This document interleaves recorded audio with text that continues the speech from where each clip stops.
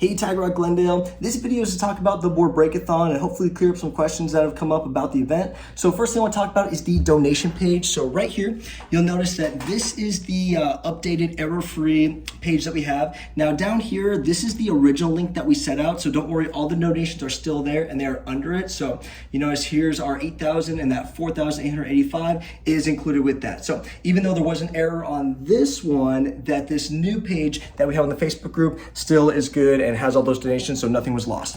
Basically, the good one we sent out lets you set up the profile, which was the issue that we had before. Next thing I want to talk about is the questions that come up, like how much do I have to raise for the Board Break-A-Thon? There is no required amount, so you guys just want to raise as much as you can, and there are thresholds where you guys get incentives for the students to break wooden boards. And so if your student raises $50, you get one wooden board. If they raise $150, they get the 2 wooden boards. And if they raise $300, they get the 3 wooden boards. Now, the top threshold that we have is the $500 one. And the $500 one, that's for the 3 wooden boards, and you get a cement brick in your honor. And then you ask an instructor to break that for you.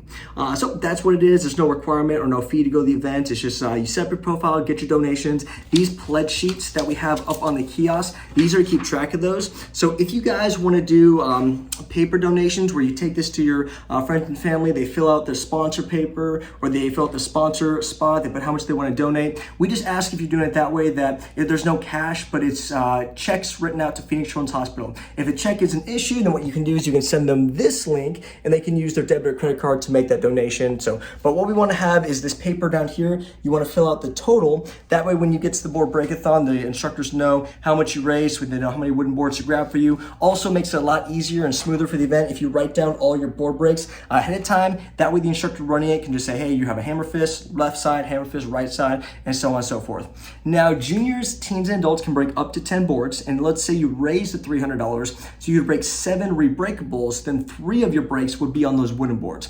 Now, there was a typo on this. This says that Tiger Cubs break 1 board, but they do get the 3. They get the 3 rebreakable boards unless they've raised the money for the wooden boards there.